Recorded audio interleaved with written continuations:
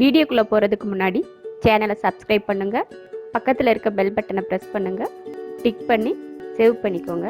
வாங்க வீடியோக்குள்ளே போகலாம்.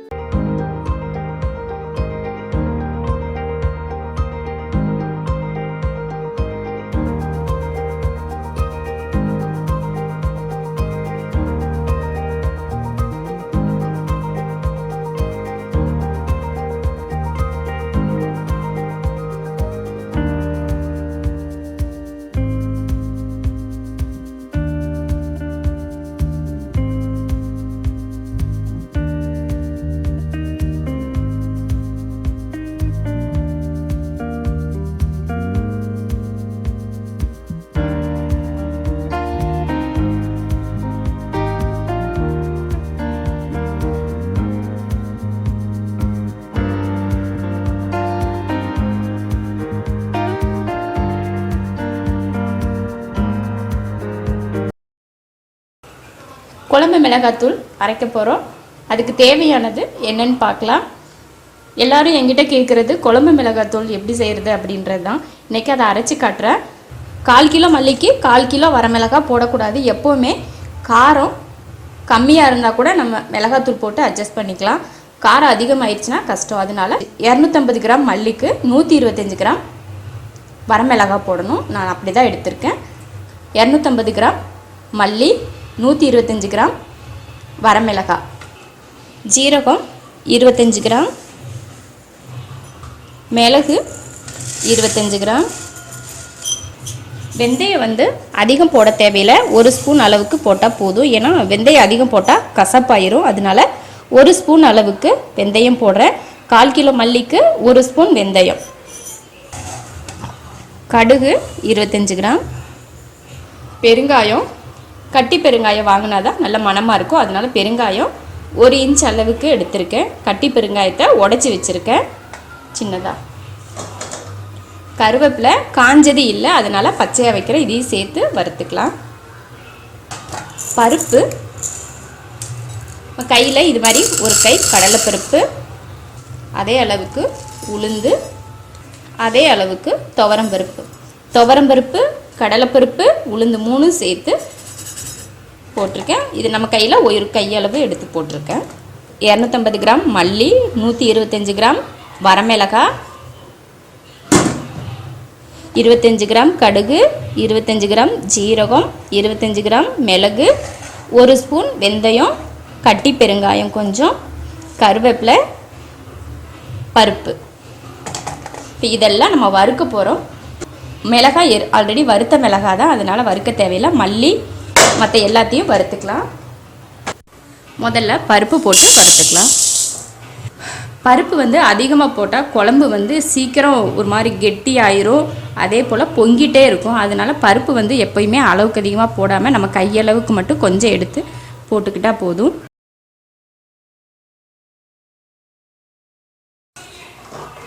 பருப்பை வறுத்தாச்சு, தனியாக எடுத்துடலாம். அடுத்து வெந்தயம் போட்டலாம். வெந்தயமும் வறுத்தாச்சு.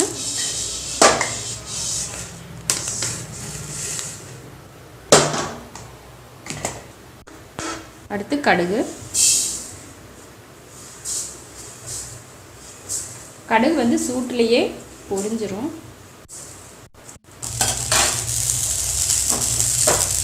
அழகாக பொரியுது கடுகு. அதையும் தனியாக போட்டு வச்சிடலாம். அடுத்து ஜீரகம் மிளகு 2 ஒன்றாவே போட்டுடலாம்.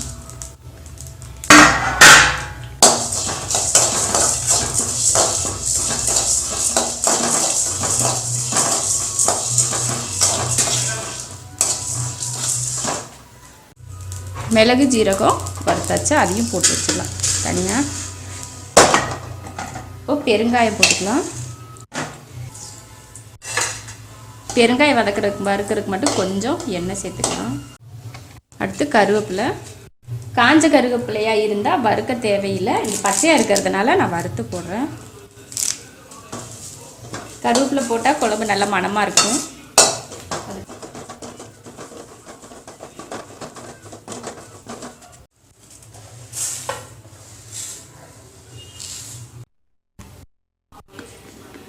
எல்லாம் வறுத்தாச்சு.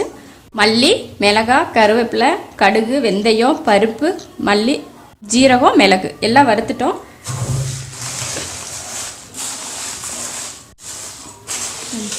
சூடாக இருக்குது.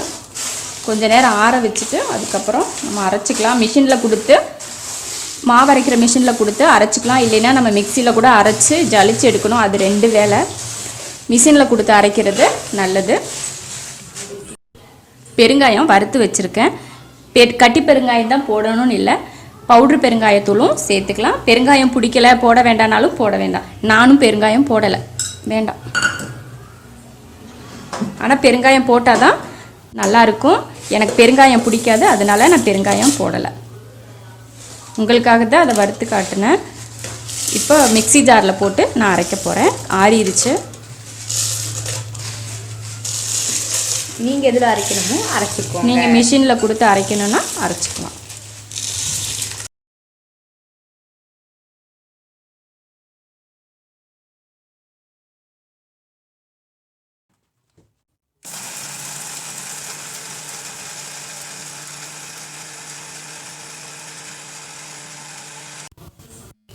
பாதி அரைச்சதுக்கப்புறம் 1 டீஸ்பூன் மஞ்சத்தூள் போட்டுக்கலாம்.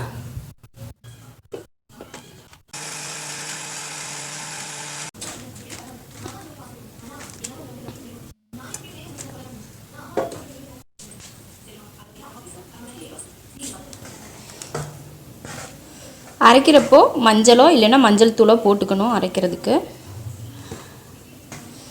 அரைச்சதுமே அப்படியே போட்டு வச்சிடக்கூடாது, சூடாக இருக்கும். அதை நல்லா சில்லுன்னு ஆற வச்சுட்டு அதுக்கப்புறம் டப்பாவில் போட்டு எடுத்து வச்சுக்கலாம். இப்போ ஆறட்டும். 1/4 கிலோ மல்லி மிளகாய் அரைச்சி இவ்வளோ இருக்குது மசால் பொடி. ஒரு நாளைக்கு குழம்பு செய்கிறப்போ ஒரு 2 ஸ்பூன் போட்டால் போதும். நல்லா காரம் பத்தலைன்னா கூட காரம் எக்ஸ்ட்ரா சேர்த்துக்கலாம். அதிகமாக போட்டுட்டோன்னா காரம் ரொம்ப ஆயிடும். அதனால காரம் நான் கம்மியாக தான் போட்டிருக்கேன். இந்த காரமே போதுமானதாக தான் இருக்கும். இந்த பொடி வந்து எனக்கு 2 மாதத்துக்கு இருக்கும். நீங்கள் எந்தளவுக்கு யூஸ் பண்ணுறீங்க அதை பொறுத்து அதிக நாளோ கம்மி நாளோ இருக்கும். 6 மாதம் வரைக்கும் இந்த பொடியை வச்சு யூஸ் பண்ணலாம். 1 கிலோலாம் அரைச்சி வச்சிட்டிங்கன்னா 1 வருஷத்துக்கு கூட இருக்கும். நம்ம எண்ணெய் ஊற்றி வறுக்காமல் அரைச்சதால் எந்த பாதிப்பும் வராது, கெட்டும் போகாது. குழம்புத்தூள் வந்து எல்லா குழம்பும் போடலாம். சாம்பார் கூட இதில் செய்யலாம், நல்லாயிருக்கும். புளிக்குழம்பு, காரக்குழம்பு, வத்தக்குழம்பு, சாம்பார், கூட்டு, தொக்கு, இந்த மாதிரி எல்லாத்துக்கும் யூஸ் பண்ணலாம். இந்த ஒரே பவுடரில் எல்லா விதமான குழம்பும் செய்யலாம். நீங்களும் இது போல் குழம்புத்தூள் அரைச்சி குழம்பு செஞ்சு பாருங்கள், ரொம்ப நல்லாயிருக்கும். பிடிச்சிருந்தா லைக் பண்ணுங்கள். மற்றவங்களும் பார்க்கணுன்னு நினச்சிங்கன்னா ஷேர் பண்ணுங்கள். மறக்காமல் சப்ஸ்கிரைப் பண்ணுங்கள். நன்றி.